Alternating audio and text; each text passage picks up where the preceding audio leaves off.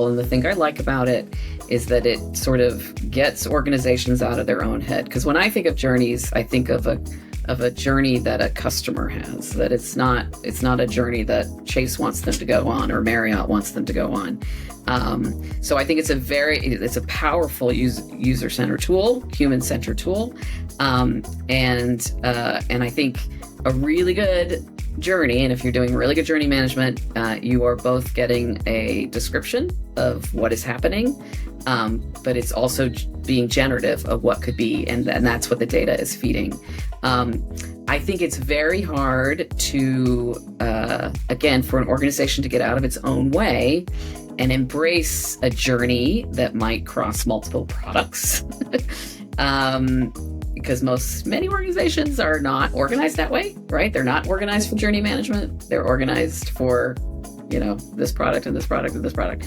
So I think it's a wonderful tool, but I think it will only succeed if it's accompanied by the organizational structure that will allow you to deliver that journey.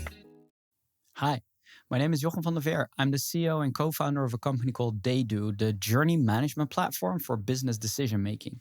We raised over $50 million and are growing globally. Our enterprise customers include Ford, J&J, the Home Depot, and Pfizer. I mean, wherever you look, understanding customers is key to staying ahead. But in order to do this at scale, aligning so many different teams with the customer journey is incredibly hard, but it is possible.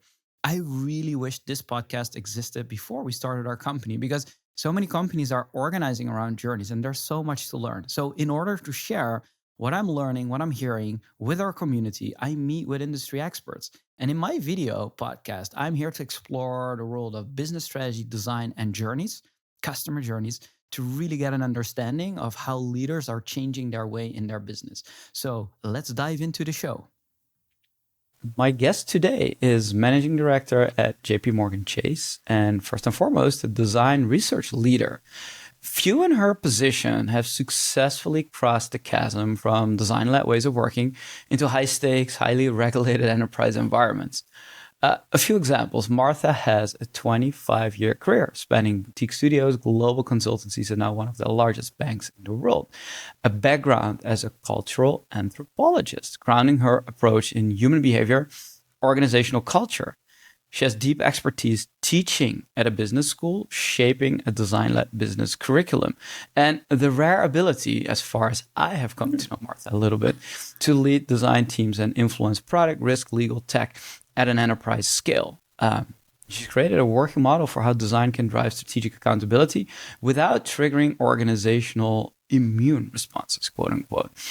She embodies the shift from design as a craft to design as a business capability to design as cultural transformation. So you can imagine that I am so excited to welcome Martha to the show. Martha, it's great to have you here. Thank you. It is great to be here. Excited for the conversation.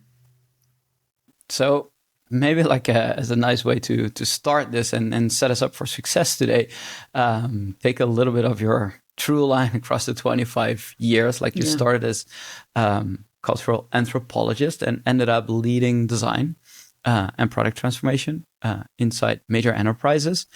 So maybe the best question to start with is what is the through line that connects those roles for you? Yeah.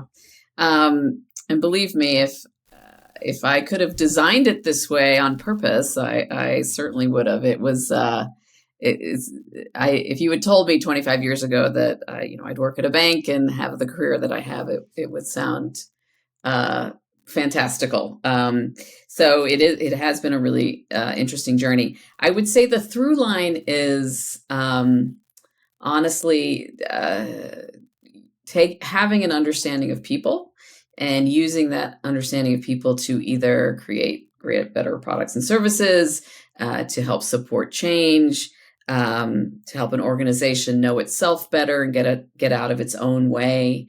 And I think, and that is essentially has always been at the core of everything I've been ever done.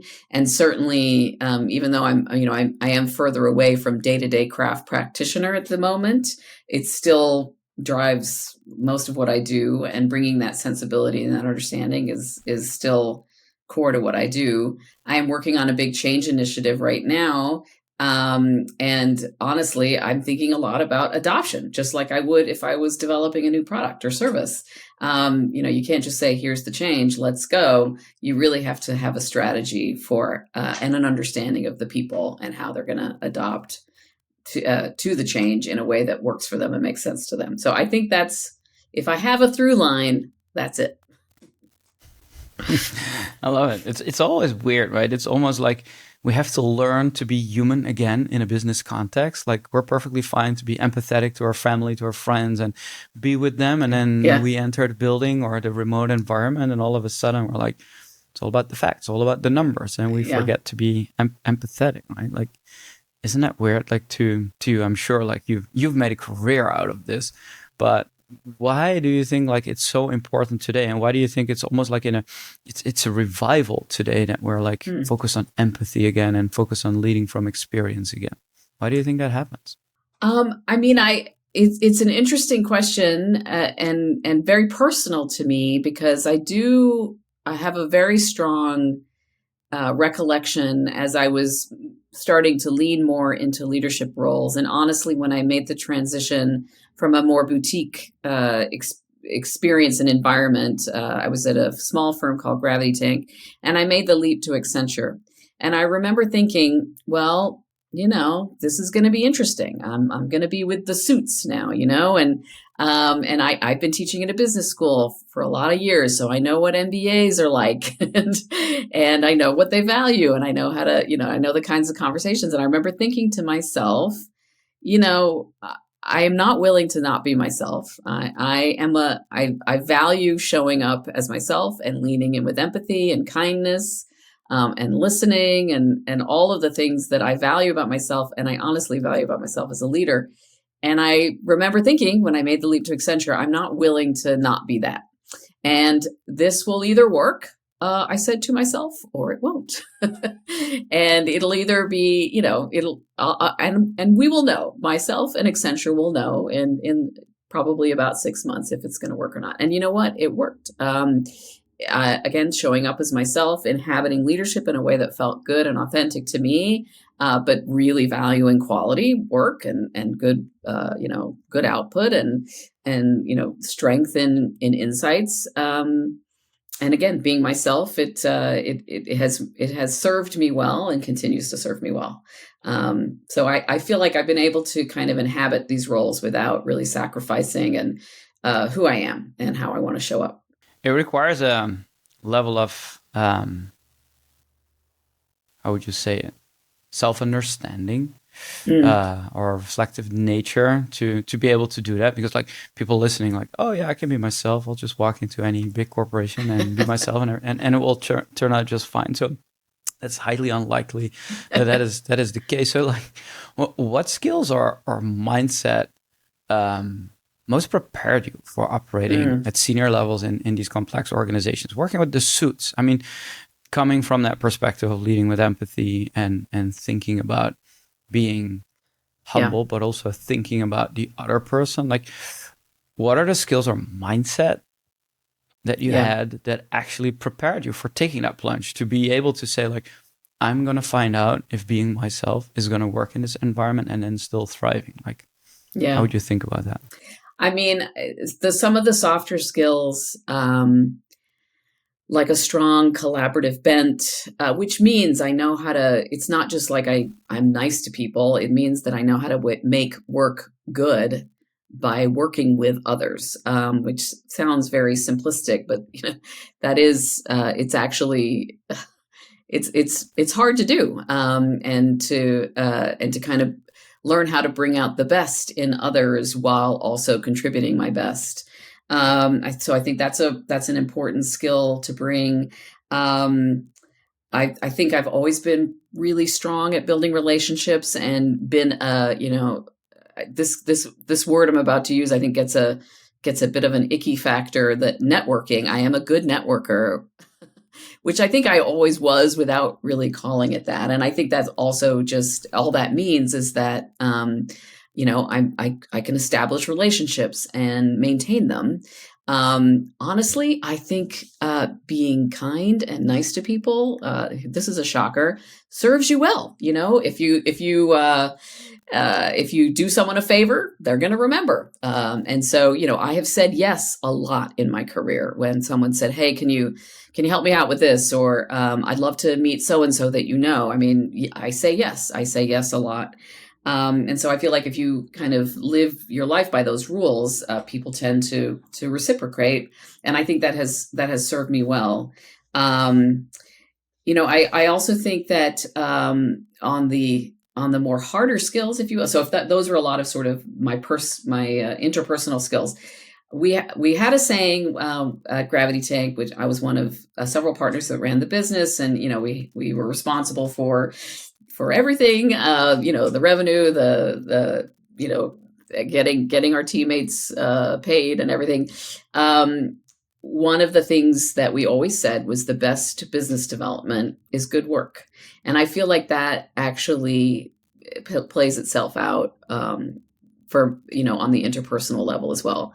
If you show up as yourself, and you do good work, people will equate sort of how you are and who you are and how you show up with quality output.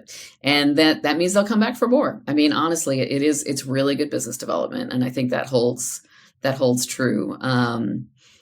Even working in a big corporation where I don't have to quote unquote, sell anymore. I'm not in consulting, but it still holds true. If you do good work, people will come back for more. When you talk about business development and revenue, I mean, being partner is obviously like different responsibility than being just a design leader. Yeah. How should we think about this? Because there's many people in design that want to make impact, and they think about doing more work. Doing great work will lead to that impact, but often it's only focused on the actual customer experience, on the services the customer touches. But if I hear you correctly, bringing that over to the business, thinking about how that will generate business development or how it will enable business development, it's just a lens that I'm not seeing that often. Yeah. Coming from design leadership, it's all about like being customer centric and focus on that, strategizing and having impact. But if I hear you talk, it's like it's hand in glove. It's the same. It's two sides of the same coin. Is that an accurate reflection? Absolutely. I mean, more often I use the word adoption earlier in our conversation. And to me, I think adoption and design go hand in hand. Like you're not just designing, you are designing for adoption. And when you have that mentality, not only are you going to create and launch products and services that people want and are relevant in their life, you're going to be able to measure because you're thinking about them using it. And not only using it, but using it in a sustained way. You can launch a product and people might download it, but then do they continuously use it? So it's they use it. Do they use it in a sustained way? Are they using it in a way that will allow you to realize the investment that you put into developing it in the first place? All of that is part and parcel of designing for adoption. So I agree. I think it is hand in glove, and I think you have to think about all of these things at the same time. And that actually allows you to be really focused on those outcomes at the same time as you're thinking about creating just great experiences that you want to put into the world. Does that necessarily stick with the job spec of a design leader?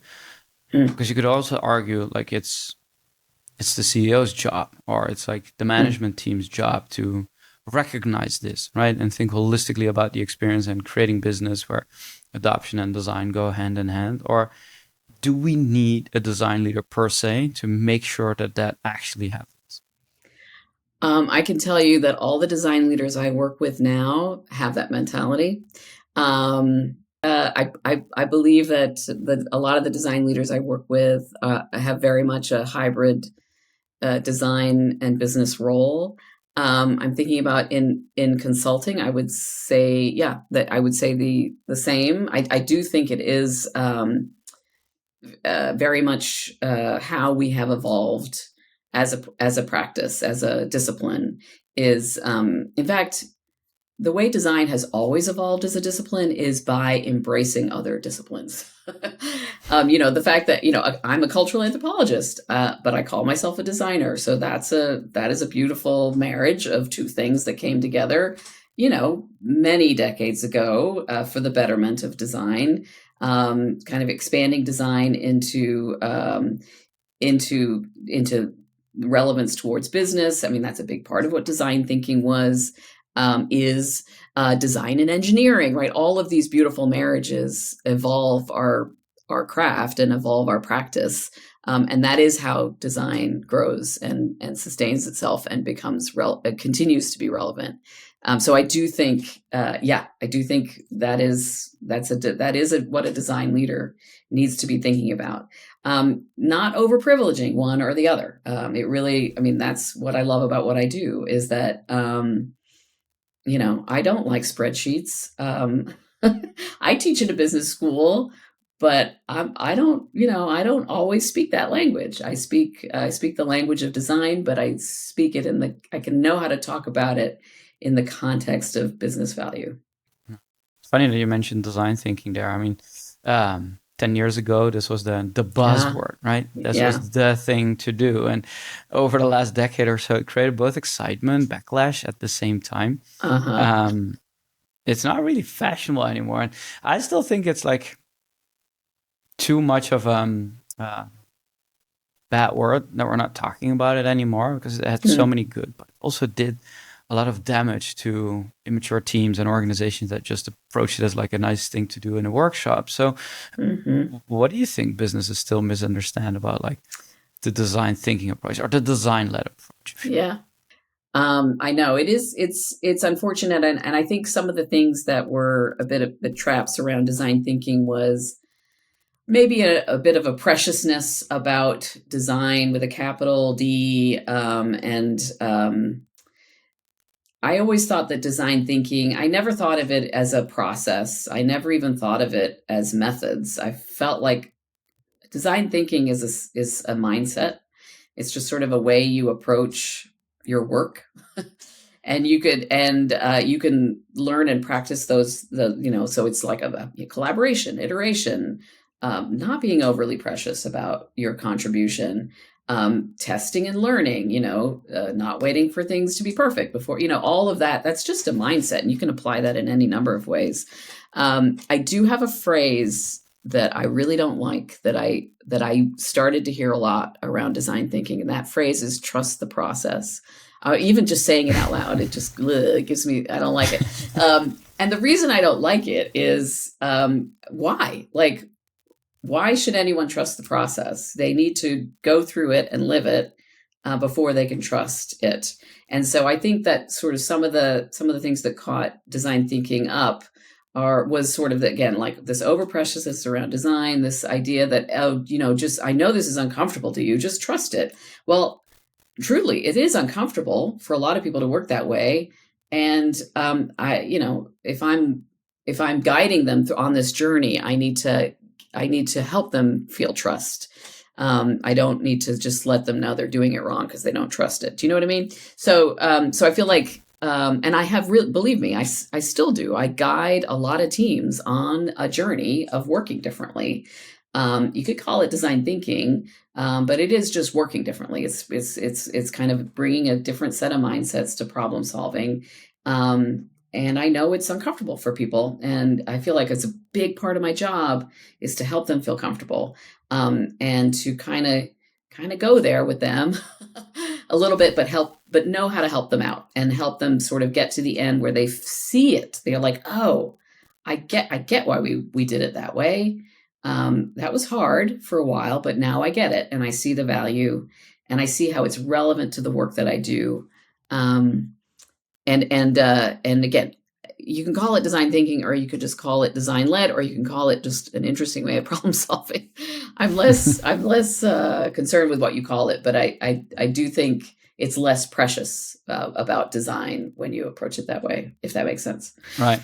No, I appreciate that point, because like what you're describing is like trust the process, right? In the end, in hindsight, you're like, that actually did do good for me, for my business, for my business unit, whoever I'm talking to, but maybe like we've over-indexed on the process itself, like you said, because for you it's a mindset, but then again, like you've got like decades of experience, so it becomes the mindset. But for people who are like quote unquote initiated into design, and design thinking was like a very straightforward process you could run in a fairly contained period of time, then the facilitator obviously needs to make sure we're ending in time. And they are just like, for the naysayers, for the people who are challenging them or have those ridiculous questions, they say like, okay, trust the process, right? So it became this thing like, don't bug me, let's go and continue. So maybe that's one of the ways that it manifested over time.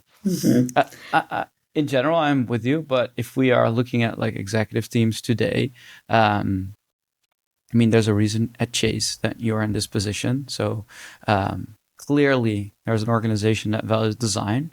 We're taking a customer-centric approach to problem solving, if you will. But I'm also seeing organizations where there's a lot of talk. There's a lot of, hey, we're customer obsessed. We are customer-centric.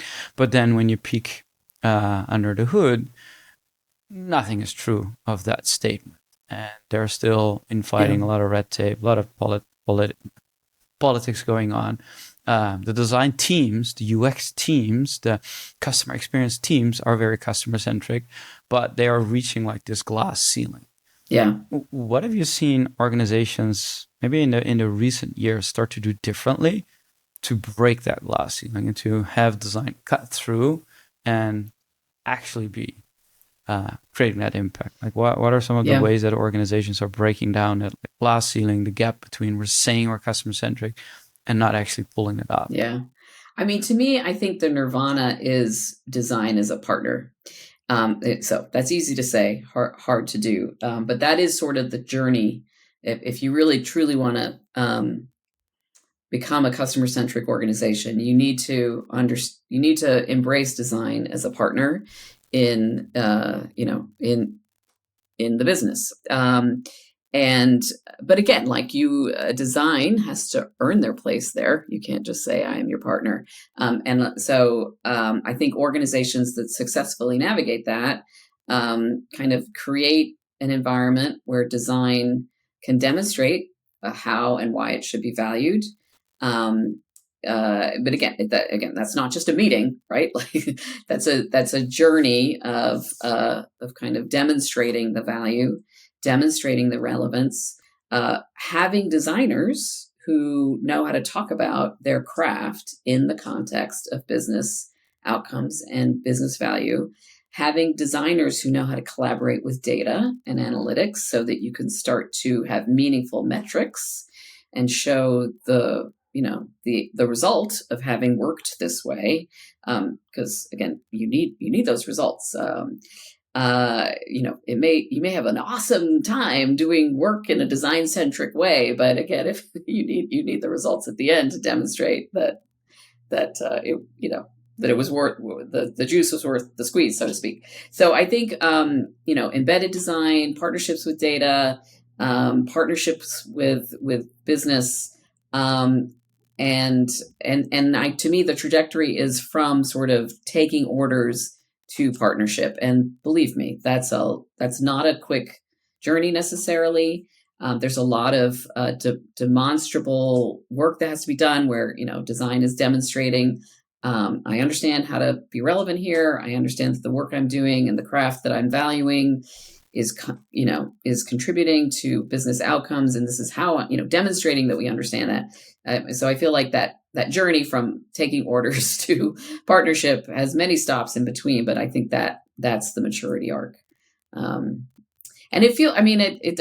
most designers that I've worked with in my career, that's the arc that they want to traverse. I know a lot of people who really love being, strong craft practitioners. But it doesn't feel so good when you're doing that and you're just responding to an order. Like, okay, move these 7 pixels and change this to blue. I mean, right? That doesn't feel so good for a designer. So most designers I know do want to traverse that path. If you're enjoying this conversation, don't forget to subscribe on your favorite podcast channel and leave a review. It makes all the difference. The Experience Edge podcast is where I interview business leaders, CX pioneers, and the best designers who share their insight on creating business impact, having an edge on the customer experience. Do you want more exclusive content and behind-the-scenes access? Check out the Experience Edge podcast on YouTube and LinkedIn so you don't miss a thing. Now let's get back to the conversation. So if you're in that position, right, and then what you say is, okay, designers talk about their craft in relation to the business impact. Yes. So I am that designer. I get the assignment to make that thing blue, move the pixels a little bit. I'm like, let me tell you how this created business impact. So that's obviously not how it goes in practice. Yeah. So talk to me a little bit about that. I want to dig into this because I know there's a lot of well-intended design teams, whether it's service design teams, whether it's user research teams, whether it's experience design teams, or just product designers in general. Like they want to do this, but again, they're somewhere in like a running train, and they do not have a lot of wiggle. So how do we help them wiggle them a little bit out of that? And when is the transformation happening to like starting to really create that link between craft and business impact? Yeah, it's a really good question. And I do have empathy for the context within which a lot of designers are working, where it's, they don't feel empowered or psychologically safe to sort of raise their voice and say, but why? Why is it blue? Have we thought about it? Have we done? And it is, it can be very disruptive to a broader team if you feel like the designer is always questioning. So I get that. So you kind of do need to do it in a way that does not feel disruptive. And I think bit by bit, I mean, it is, I'm telling you, business development is the best. I mean, good work is the best business development. Smaller reframes, kind of smaller, just like slowly build the confidence that I can be a partner to you because I'm pointing out, I'm pointing out small things along the way.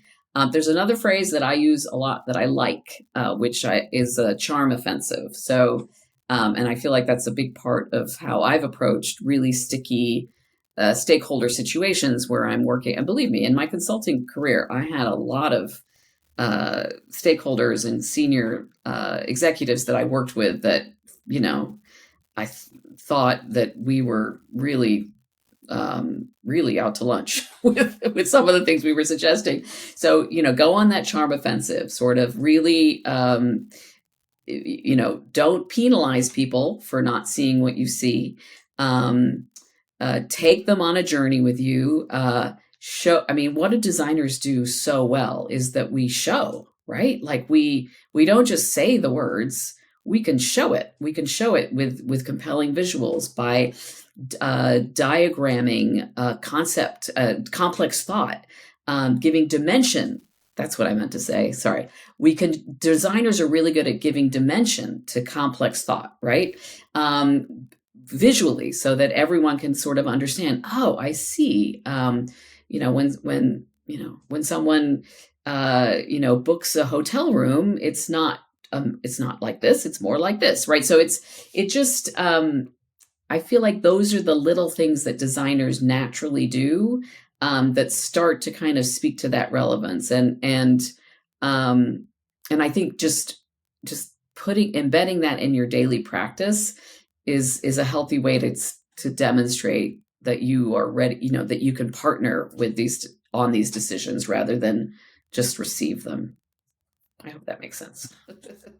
Yeah, no, it does. And it reminds me of like earlier in my career, like I made a mistake in terms of like as a designer that was trying to impact the business that stood with me. Maybe like I'll just share the story, and I'm curious what you think of it, because I think it's exemplifying how not to do it, which can also be helpful. So I was like tasked.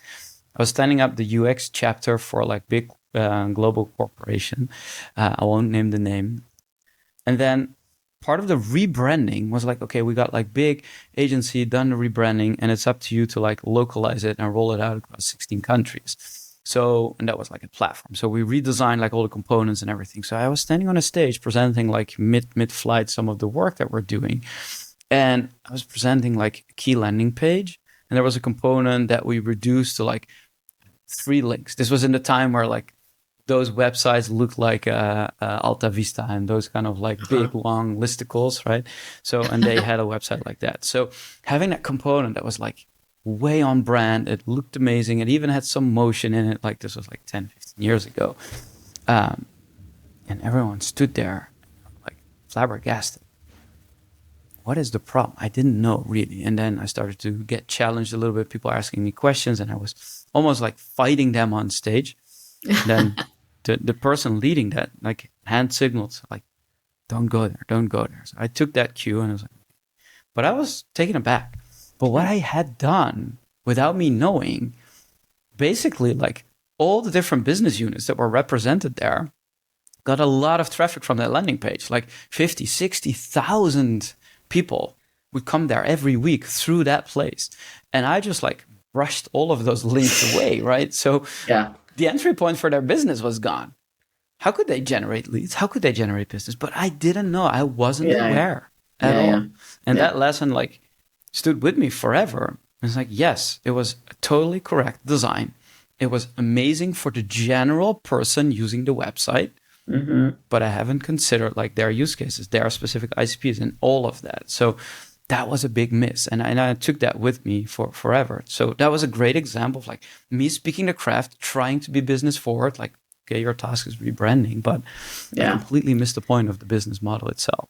Well, and this reminds me actually of, this is some work I did a really long time ago. So this was early days of e-commerce, the early 2000s, and I worked with a major international hotel brand on the redesign of their website. And they had some pretty we would view these as modest goals now. You think about this, but this was over 20 years ago. They wanted to drive 10% of their bookings through the online channel at the time.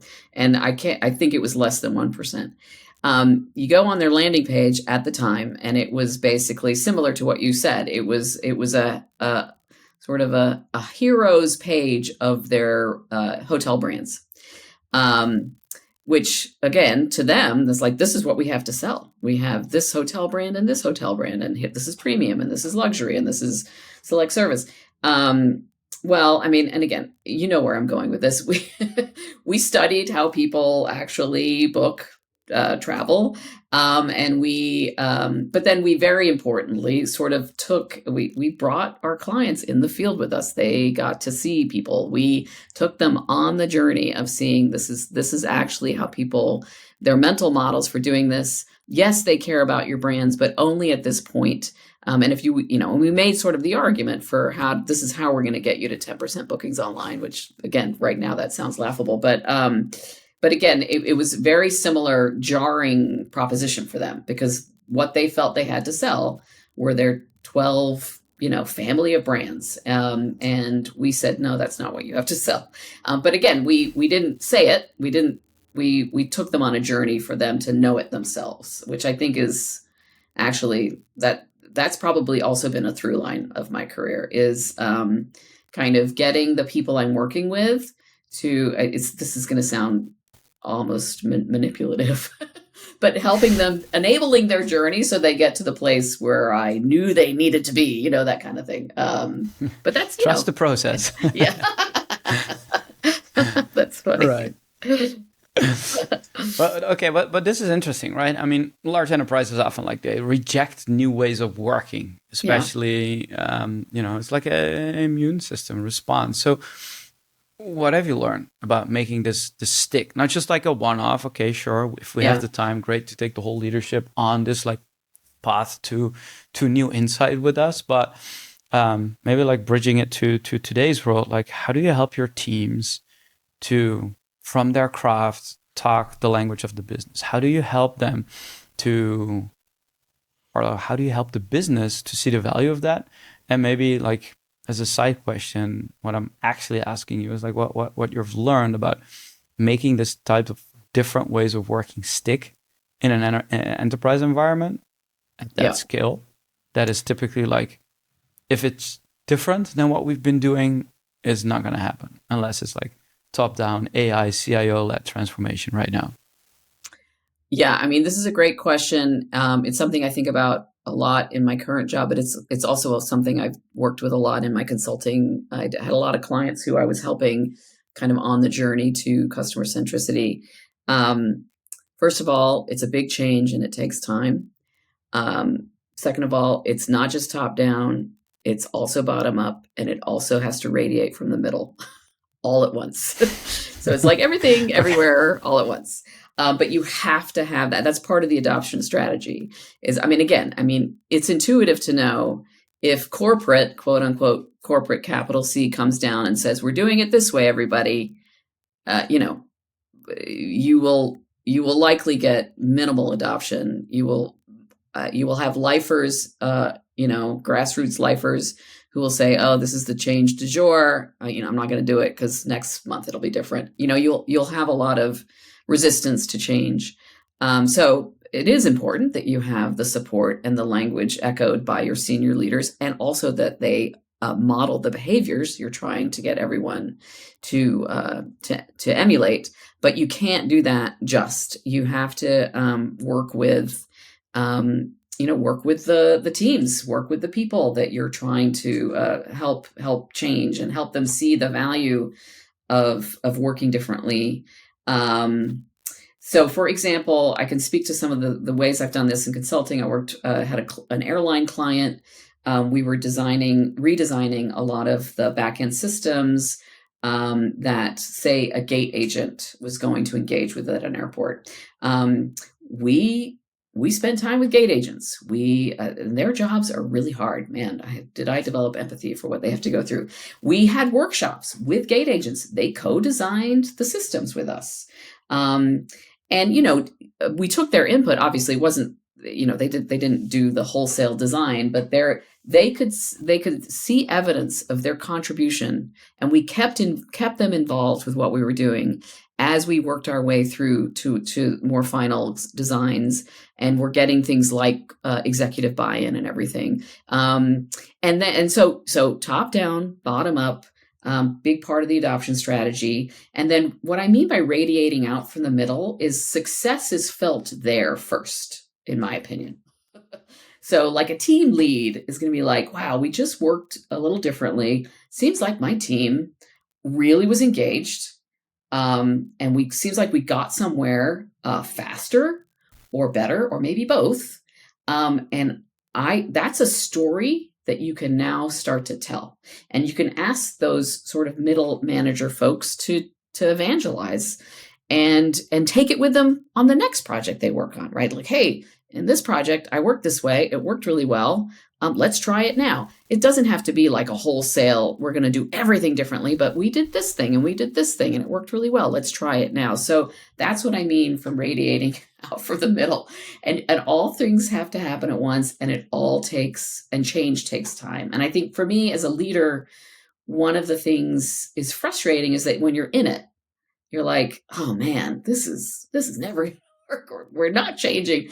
And then it's interesting to have this conversation now, because I am sort of at the end of the year. I'm working on sort of my end of the year reflection and annual reviews and everything. And I think back on like, oh, well, we actually did. Things have changed. We've made progress. So I think the other thing you have to do as a leader is learn to look for those signs of progress, even if they're intangible. The language people use is, the language people use in meetings, the way the things that people start to praise about each other, those small things I think are wins. So to me, it is recognizing that's what adoption strategy is like with big transformation in an organization. But it also, you have to be patient. It takes time. Yeah. And consultancies often have the luxury to come in when there is the need, there's clear outcomes defined, or at least like, why are we doing this is at least like somewhat defined. So you can spend a lot of time with the gate agents because redesigning the backend systems is the assignment or is the transformation we're doing. And then we're doing it, and then we have results, and people will be happy or not with that, and they will be satisfied with that. But now you are in a different position where you have to create these opportunities where, some clear business goals or strategic priorities from the top are there. But sometimes what you with your teams are seeing the Chase's equivalent of the gate agents, like, hey, their experience is so crap, it's hurting our business. Like, how does that show up in your work? Like, do you as a design leader have business KPIs looking back on your year, like things that you need to hit, or are you in support of them but you don't own them? Like, how does that show up in your work? So yes, I do. Every design leader has OKRs, and some of them are hard to measure. But I honestly, this is going to sound like very soft, actually, but I actually think the exercise of thinking through what those goals are and how you're going to measure them, even if it might be slightly flawed in its metric, in its measurement. I think that to me is a large part of the value of that. I think doing the exercise itself brings value, because I do think that's a new practice. I really do. Sort of tying the things you're going to do every day to a measurable result, especially in the job that I have. It's really hard. So even the exercise of saying, I'm going to be doing these things, and I'm going to know it's successful because I'm going to find these other things. I mean, it's hard, and it's scary, but that is the practice. That is what we do. Yeah. Yeah. I would say the other thing, and I've been saying this for I think I've been talking about swagger. This is going to sound funny because I've talked a lot about kindness and empathy, but now I'm going to talk about swagger. It's very, I work with a lot of designers, and this is not just where I work now, this is sort of throughout my career, who are such profound collaborators and givers, that it does not feel good to be like, we did that, that thing, how we increased, acquisition rates, or we created more revenue streams. A lot of time in organizations, and this was also true in consulting, it's very, very hard to connect a hard line between the activity of the designer and those business outcomes. But that doesn't mean we shouldn't, right?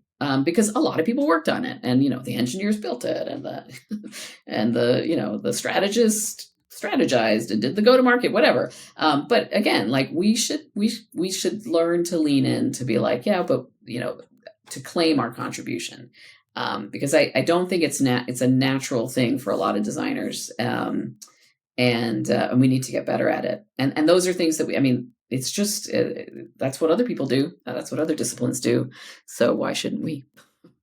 Yeah, I don't know any designer who doesn't see like a metric in a dashboard that's related to a feature they ship that doesn't get excited about that. It's exactly. Like when the metric is obviously going up or better than expected. Like, everyone feels like when we're winning, like that's great.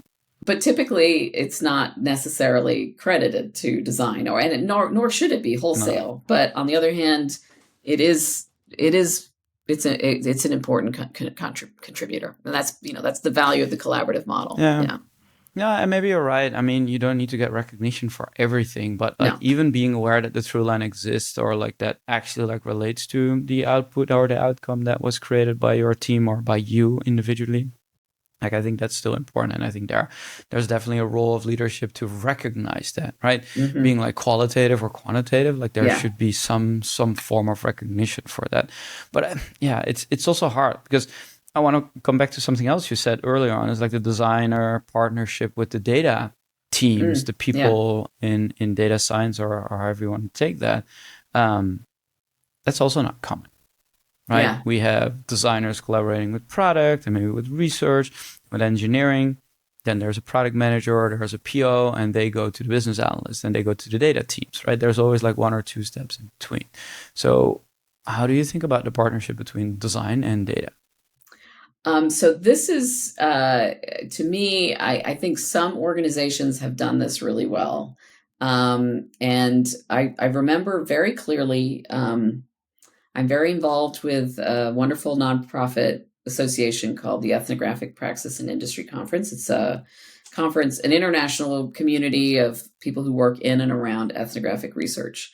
I would say around about 2012, 2013, we were coming together for our annual conference in London.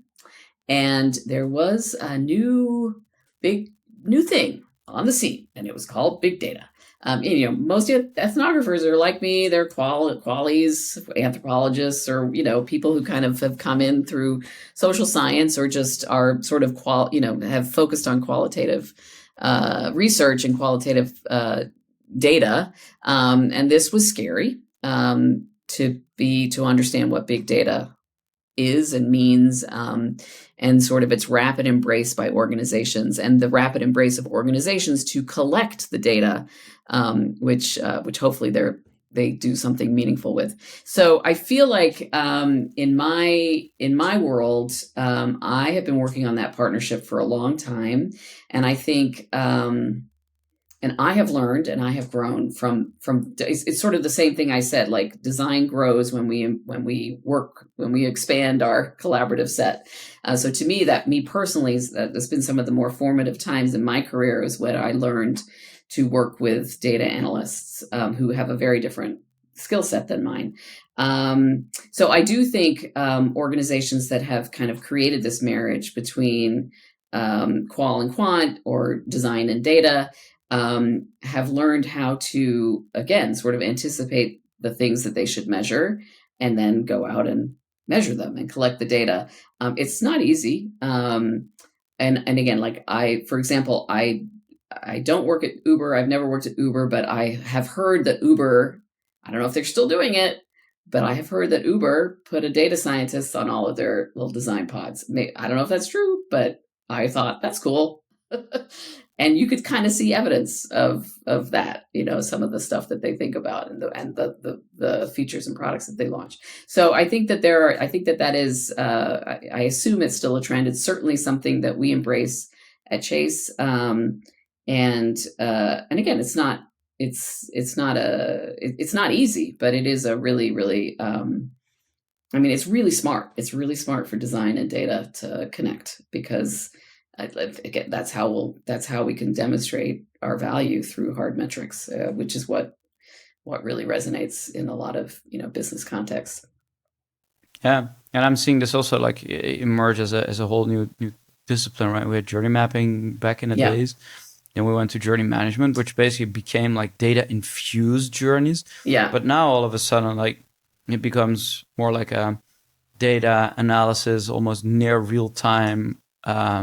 Model of a customer experience, and that's where I'm actually seeing like design and data come together, right? We need business KPIs. We need to be able to connect with the data marts and make sure that we actually can query the metrics from there.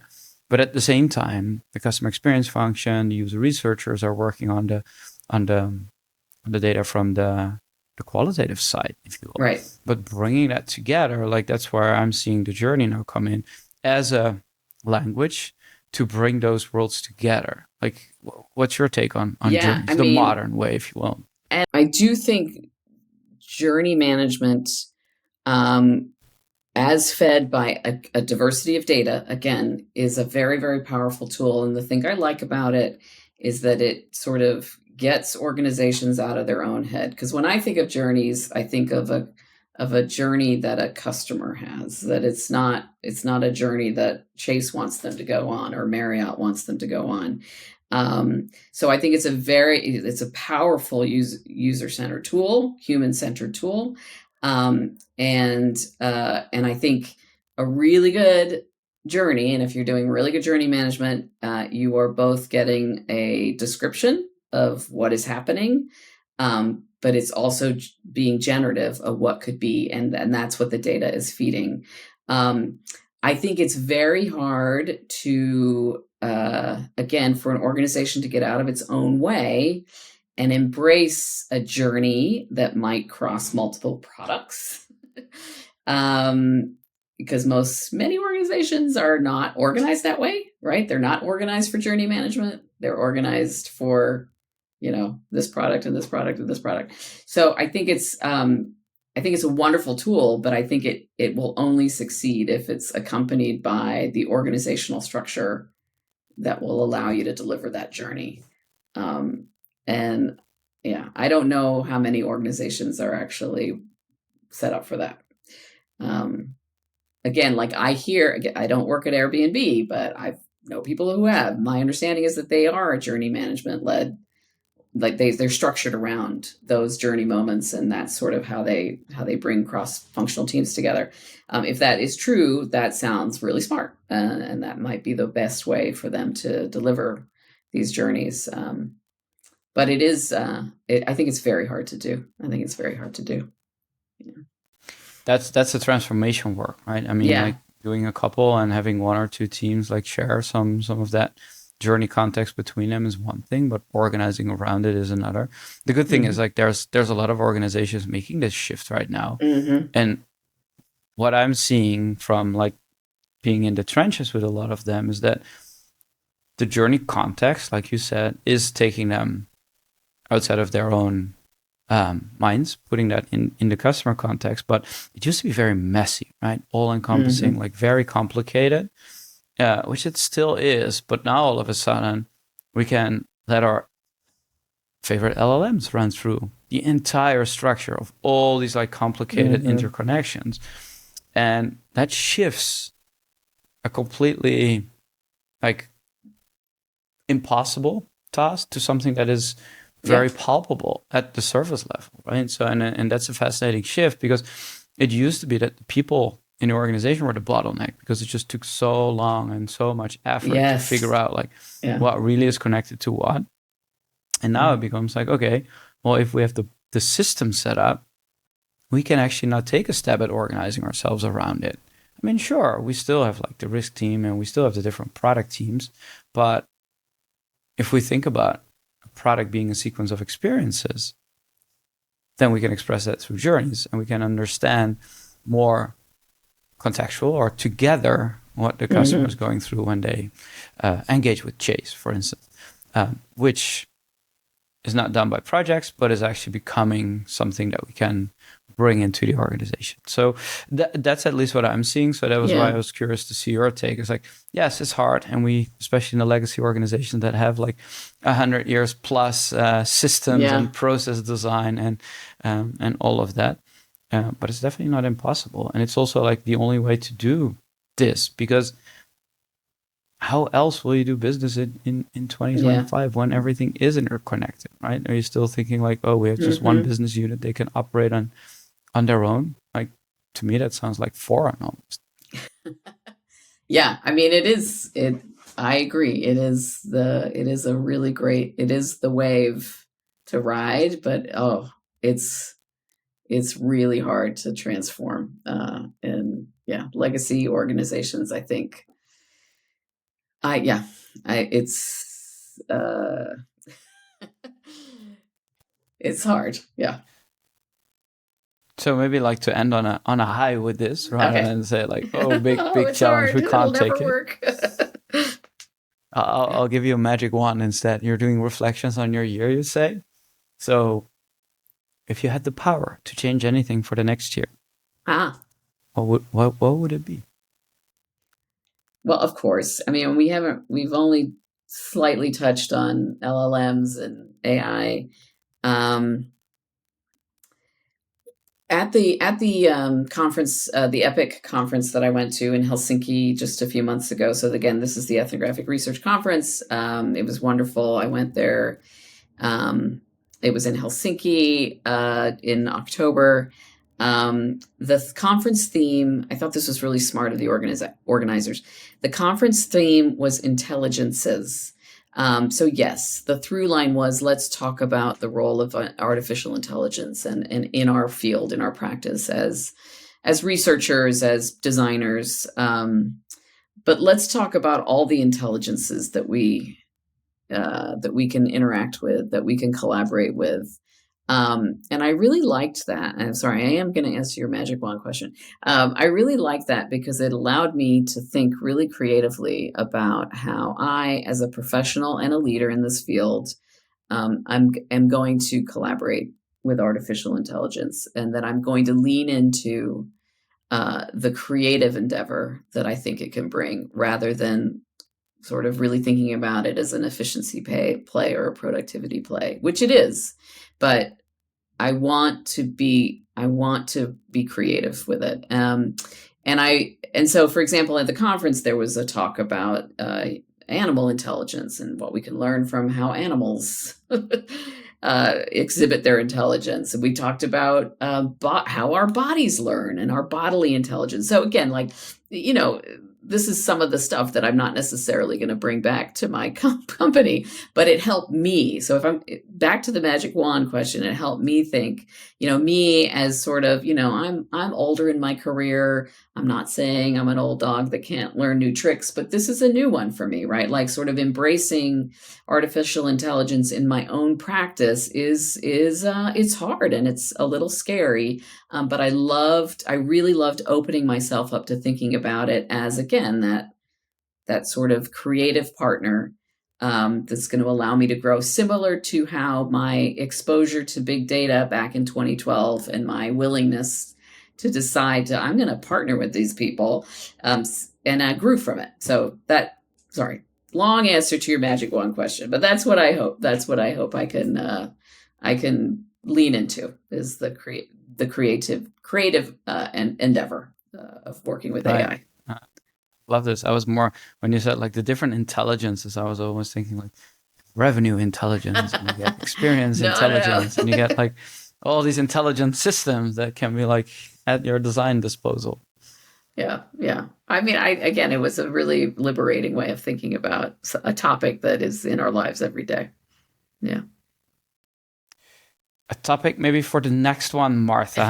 I really appreciate you sharing with me all your wisdom on like helping go through change and helping designers speak the language of business. If people want to learn more about you, reach out after hearing this episode, or thinking like, hey, I work in a large bank as well, please help me. Like, what would be the best place to find you?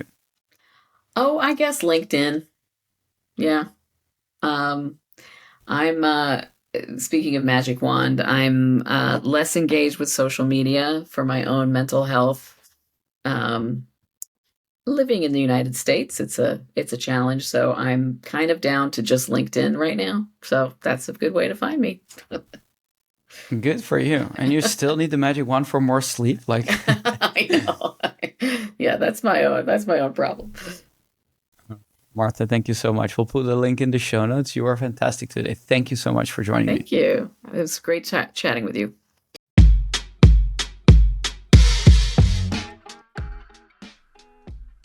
All right, and that's it. Thank you so much for listening. If you found this valuable today, don't forget to subscribe to The Experience Edge on your favorite podcast channel, leave a review, and share it with your team. I'd be delighted. Today's episode was brought to you by Daydo, the AI journey management solution for enterprise. To have an edge on your business strategy and to know why your customers do what they do, visit daydo.com and explore more resources to accelerate your customer experience game. And remember, the journey to creating customer-centric impact never ends, and here's always a new edge to discover in doing things differently. Next week, new episode. Until then, keep pushing the edge and stay inspired. See you in the next episode.